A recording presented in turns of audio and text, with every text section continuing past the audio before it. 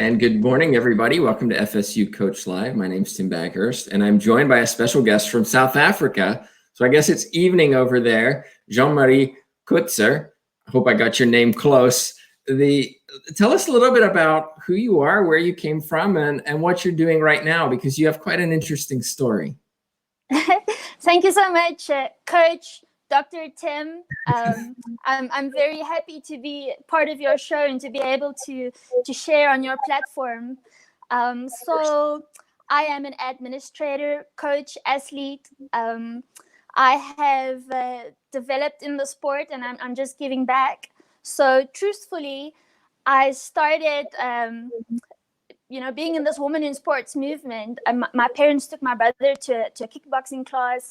I was just 7 years old and he was not interested. I wasn't even supposed to be there. I was still in a school uniform, and I jumped in and I just did it. He didn't even continue to do the sport. But in my experience with kickboxing, I had all these challenges being a girl in the sport and dealing with coaches not wanting you to grow in the sport.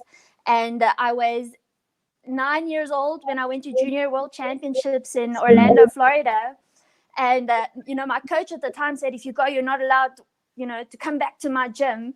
So my dad said, don't worry, I know enough. I'll take over your coaching. So I went, I came second, I came back, and I went on to the next sport. And so it goes, I went to karate, judo, boxing. Every time you compete to a point where either you don't get competition anymore or they tell you that women aren't allowed to compete, there's nothing else for you. So I go to the next challenge. And I've been actually boxing. I've been a better boxer than a wrestler. And I was training and I saw these kids training outside and I thought, this looks interesting. Let me go try it. And it was the wrestling practice. And they told me, are you sure you want to be doing this? Shouldn't you be modeling or something? And I said, I want to do this. I want the next challenge. And everything was a challenge in training and competing, being a girl on the team. And it has led my experiences in life right through to my studies. So I did my honors in sports management, and I wrote my thesis for women in sports, women in male-dominated sports. And today, I got into my position just by being known for fighting for other women, and not only women in wrestling, but women in male-dominated sports. So I just take on every challenge and just let me have it, and I'll do my best that I can. How is wrestling different than in the United States? Because we both met at the United States Olympic Committee. You were in part of a different training to what I was, but our paths crossed, and we've stayed in touch since. So you understand the system in the United States. How is it different in South Africa? So we have, I always say that as much as we think we are different, we're actually similar. But in terms of our social structure and the structures that you have in place, we're very different.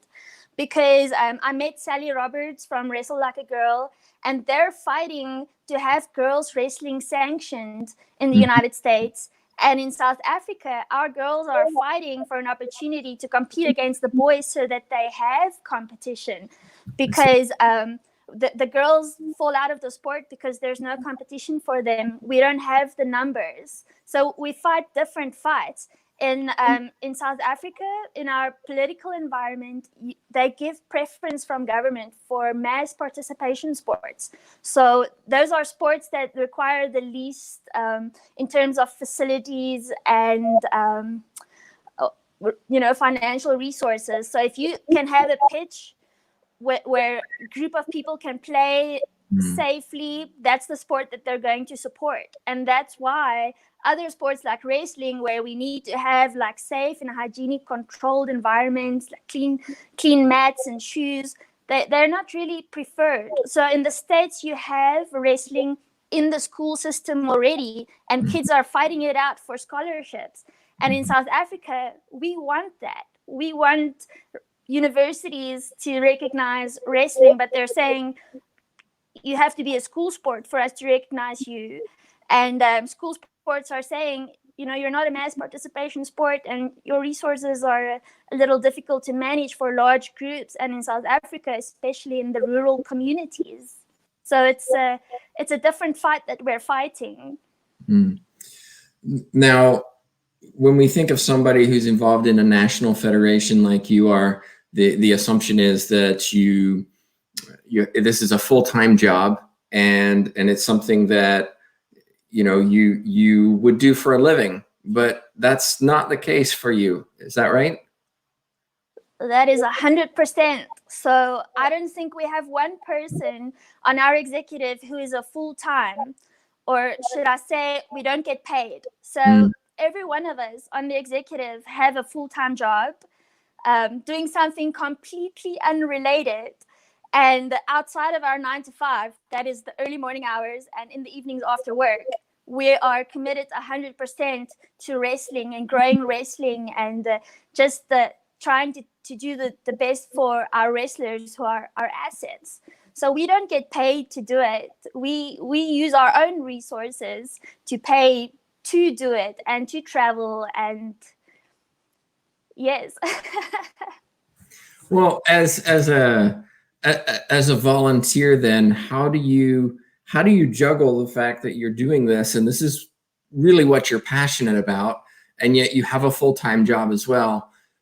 Your time is very precious. How do you juggle or manage how you spend your time?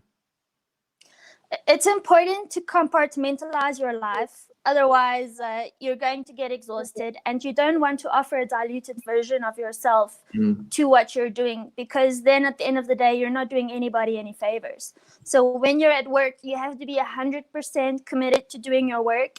And when it's done, you go into, whether it's doing the administration or doing the coaching or being an athlete, you put that cap on and you're 100% there on the mat in the moment. And you have to remember that there are people who are always watching you and following your example. So I can't have a bad day at work and go to training and take it out on my students. A lot of them don't even know that I have a full-time job. They just think I'm Coach Jeanne and she just wrestles all the time. Can you talk a little bit about what your responsibilities are with the Wrestling Federation? What do you do for them? And then talk a little bit about your coaching, because I'm curious to see how you develop your coaching in South Africa, how you recruit athletes, and kind of how you support them when there's such little funding available. Okay, wait, that was a very loaded question. I'm just trying to...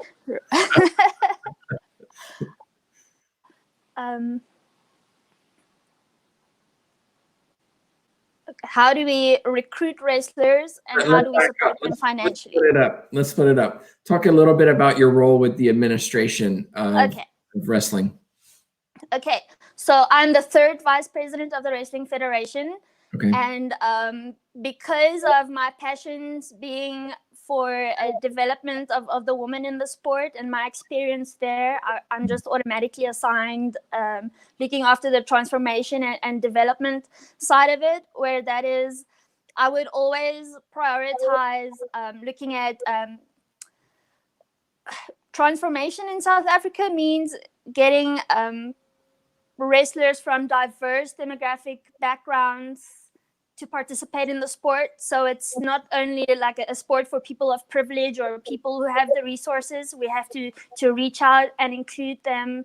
And specifically for a woman, especially if coaches have any questions or any woman in sport projects, then they would usually reach out to me. I have a lot of coaches contacting me, say, Coach, I have women who have potential, but how do we keep them? And then we look at how do we create a more gender-friendly environment. But really, through what we've been doing is creating this more woman-friendly culture in our sport, where before I was involved, there used to be a division between if you're a wrestler on the mat or an administrator or a coach. Everybody used to kind of look at each other and not acknowledge each other. But today we're a community where we really stand together, work together, and creating an environment where we say women are welcome. And not only that coaches feel more comfortable working with women. So through prioritizing the woman in our sport, and especially with the potential that you have to grow the sport through women, we open the doors for people with disabilities and all the different demographics that get overlooked. So just by starting with looking after our women, we open the door to look at all these other groups, people with different languages, different religious groups, different abilities or disabilities. So you start at one point, and that's to where it grows. So people think that on the executive, you kind of have to take charge of doing that. But the truth is, you develop policy and advise, and it's the people on the ground really that have to do the work. So you have your national body, and under them you have your provincial structure, and they're really the General Assembly, and under them come the clubs. So the clubs have to do the recruiting, and they have to feed to the provincial body, and the provincial body to the national body. But what happens is people don't understand the structures, and they go, hey, why is the sport not growing? You up there. And we say, well, what are you doing, coaches and club managers, to recruit where you are? Because we don't have feet in all 9 provinces in South Africa. We just come together as a collective and advise, and that really, do the reporting. And we do try get funds from our national lotteries, but it's not a lot. They give us, because wrestling is also a smaller sport, they give us a little amount, and we have to use that towards developing your elite athletes and doing the marketing. And they talk about capacity building, so looking at retraining and really developing people in their roles. And before you know it, there's nothing left. So with regards to your question about recruiting wrestlers, because we don't have a foothold in schools, we don't have that tradition where you start wrestling in school as they do in the States. In South Africa and in our culture, people usually wrestle because someone in their family wrestled or your friend wrestled. So it's not a very large sport. It's grown leaps and bounds, and the work that has been done to gain recognition from our NRC has been amazing. We have a wonderful team on the management really working together, but we can't recruit people really. So we look at the clubs and say, you have to do the recruiting. And then looking after wrestlers as soon as you make it to the national team, there is a bit of funding available that's used for national training camps and sending them to our high performance center for testing. But we don't really have a lot. A lot of it, unfortunately, is self-funded for our members. And for you, I should add, because any training that you do, I mean, USOC and things, as a volunteer, that's something you have to pay for. And that really is a testament to your commitment to building the sport in South Africa. Yes. You have to. I believe that you leave a legacy.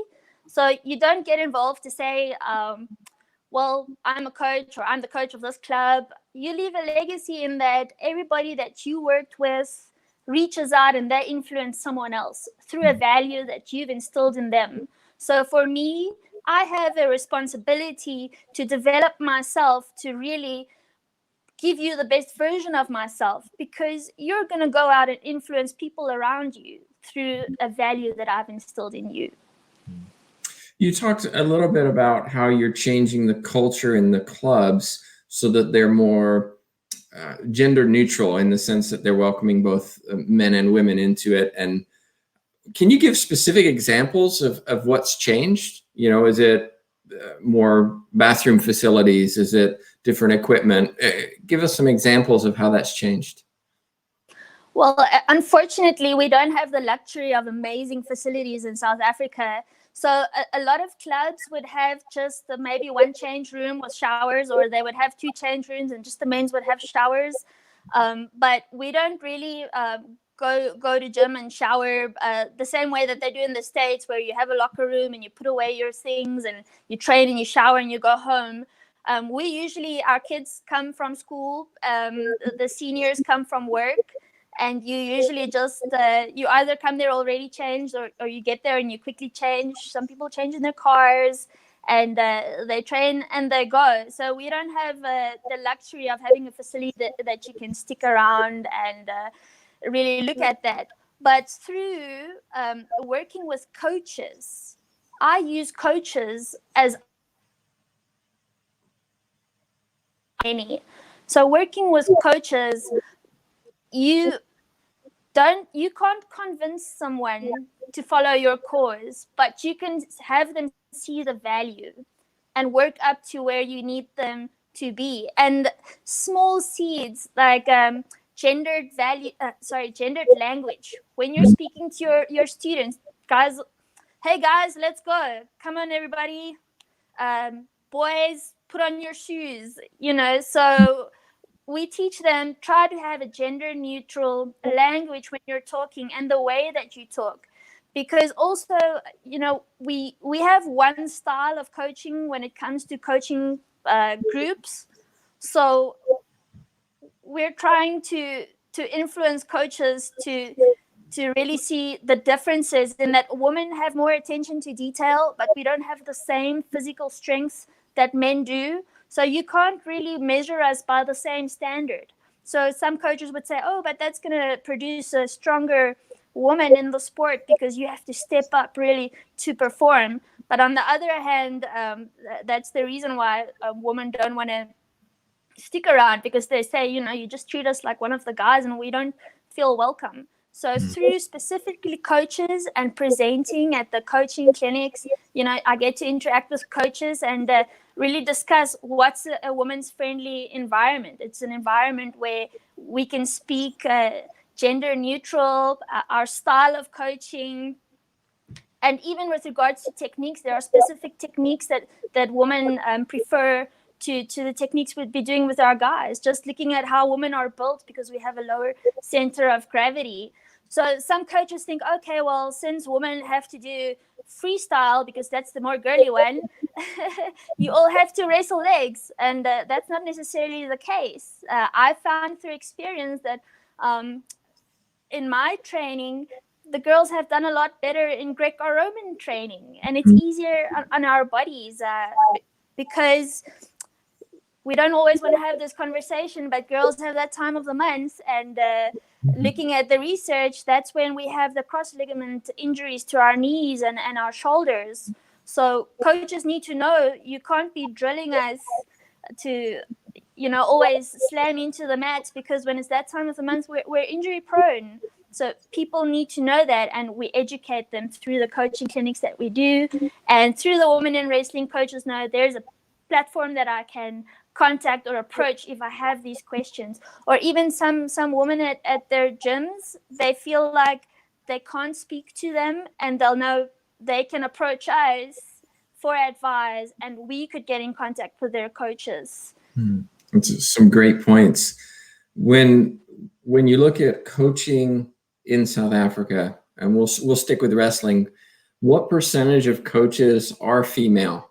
I mean, I know you coach, but how many women coaches do you have in South Africa? Because one would assume if you have more, that would encourage more female athletes to come in. It would encourage some more of that gender neutral conversations, the willingness to talk about periods during coaching. I suspect some of the men may not be comfortable talking about things like that.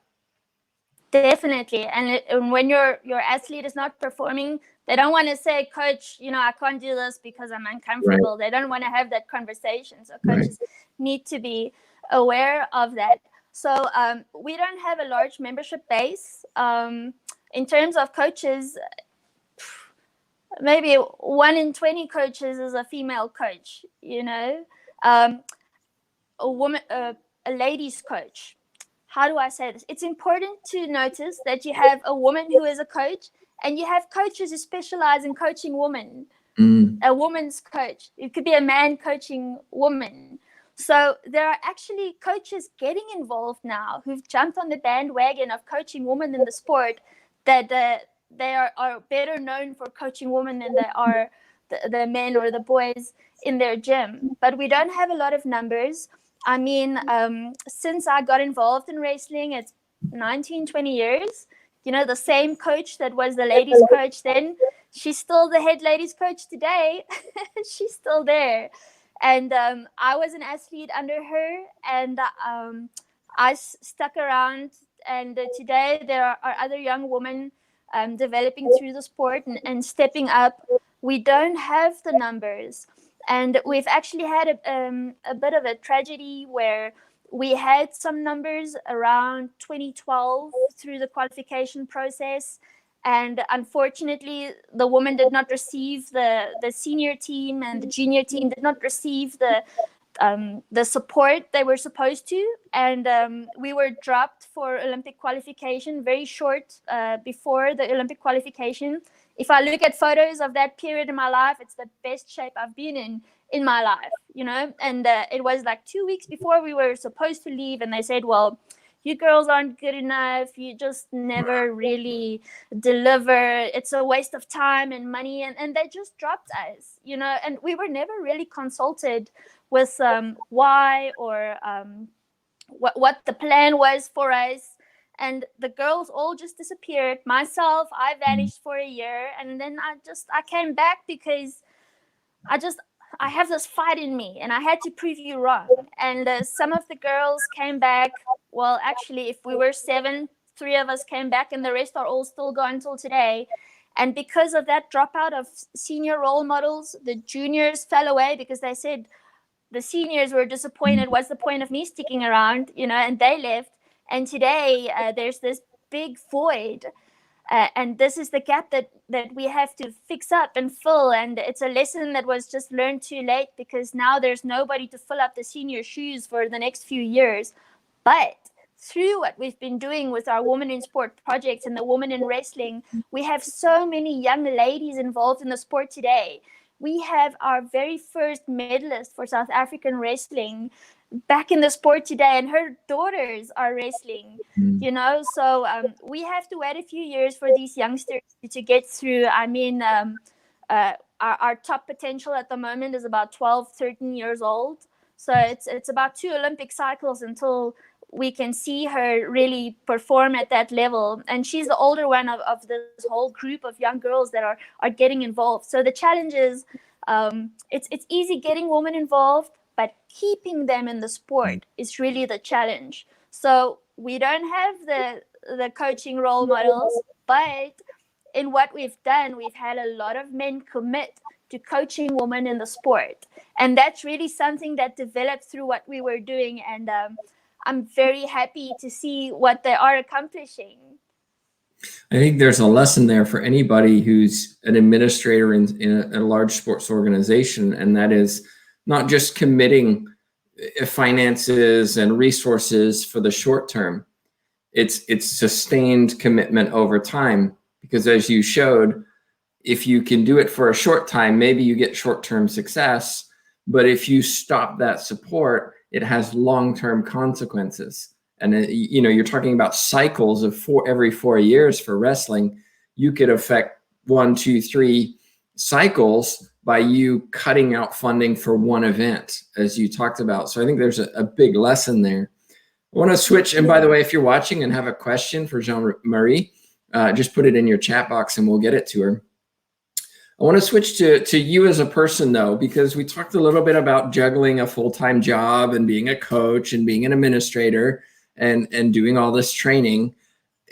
At some point, I'm thinking, how can she sustain this? You talked about compartmentalizing. I get that. But at the same time, I go, what do you do for fun? How do you get away from this? How do you juggle all of the responsibilities to make sure that you are able to do this for a long time, rather than do it really hard for 5 years and then go, you know what? I'm finished. This is too much. I've had enough. So how are you making sure that you sustain this effort for the long term and you don't get burned out? So I think people who know me know this about me, is that what you see is what you get. Mm-hmm. And through my experiences in the sport, it's really developed me as a person. And I believe that everybody has a destiny. You know, you have a purpose in life, you have a legacy. For some people, you are a family person, and having your children and leaving that legacy is important. To other people, maybe it's in their work in a professional capacity. But for me, I've had this mindset shift where I feel like I really have a passion for people, developing people. And I have moved from being someone with only an elite outlook to being someone more at the developmental level. And this has really happened in the last year and a half. Um, because I used to think that I want to lecture. I enjoy lecturing, being part of wanting to influence and teach people. But I find through sport, you really have the potential to change lives. And I have to give you this example where when I had to go to university, I wanted to study sports science. And due to the climate that we have in SA, my dad said to me, you're not really going to have a future there apart from, you know, if you go to the Olympics or anything. But he said, rather go study mathematics and get some work in there, go and continue with that. And I did. And I was miserable. I was working in corporate and I hated my job. I was so unfulfilled. And it was the time that we were really let down by the wrestling program. And then I just got back into it and worked, and the Commonwealth Games came up. And I remember my manager at work saying, you know, you can't have leave to go to this. It's not important. And I said, well, the Commonwealth Games is the second biggest event to the Olympic Games. And, you know, my body's on the line. I don't know if I'm going to make a next cycle. And they said to me, okay, well, you choose. What's it going to be? And I said, well, I'm going to go with the games. I can always get another job. Well, we won't say that today, but I said that then. And I went to the games. I had the time of my life. I learned some of my most valuable lessons, and some of the connections that I have today are from there. And I ended up in a completely unrelated job after that, where I don't even use my studies. But in this job, they support me doing what I do in my volunteer capacity. If I need to travel, it's tough, but they say, okay, you go do that because it's important to you. So I feel like my life has gone full circle, where I'm back in with the sport now. And I'm developing, I'm giving back to the sport, I'm coaching, I'm competing again through wanting to learn more, to give back to my students. I'm competing again. So I think life takes you where you need to be. And I feel like my place is developing people, and not only the top fighters, but developing any person. And I don't want everybody to be a wrestler, but I want you to realize the value of sport and changing your life and seeing what's available to you, because you don't have to be in this little box set for life. Sport opens doors and you get to see the world. And maybe through participating in wrestling, you get to know what your body is capable of. You didn't know that you were a world-class sprinter until you had to do sprints in wrestling practice. You didn't know that you were a tumbler until you were forced to do that in practice. I mean, I started wrestling at the age of 16, and I didn't know that I could do a backflip. Don't know if I can do that today. But I mean, I did it, and I thought, wow, I thought I was too old to do this, you know? So really, wrestling is the sport that I'm involved in, and I love the sport and what it brings to your life, and developing you as a person, and getting to know your body, and seeing, you know, especially from a talent ID perspective, what wrestling can do for you. But I don't want you to be a wrestler necessarily. I want you to practice wrestling with me, to see what you're capable of, to open the doors to what's out there in life for you. And it may be a totally unrelated sport, or it may be a love for traveling, or as an educator in general. I feel like I'm a coach of students, but mostly I enjoy coaching coaches. I love it when you get excited. It's fun to see because you're so passionate about what you do. If you look at you do have three roles. You're an athlete, you're an administrator, you're also a coach, and if you're to provide advice for those kind of looking to get into sports administration, looking to get into coaching, what would you tell them? What advice would you give based on your experiences? You have to follow your heart and really do what's important to you. If it's not important to you, you shouldn't do it, and you shouldn't be afraid to speak up. Many times I've been in situations where I had to apologize, and I have said, I'm sorry for what I said, but I'm not sorry for how I felt. So it's very important to learn that lesson and commit. If you love doing something, commit and do it, and don't give it a diluted version of yourself, because I think life is going to take you 180, and through doing what you love doing, the doors just keep opening. But they don't open themselves, they open through you following your passion in the sport. You know, I would get involved as a coach because I want to work with women so they don't go through what I went through. And then these courses come up, anti-doping course, maybe it's a general leadership course. And when you're there, you network and you talk to people, and they say, wow, that's amazing. You know what? You should get involved in this, or maybe I can come and knock on your door for some advice on this.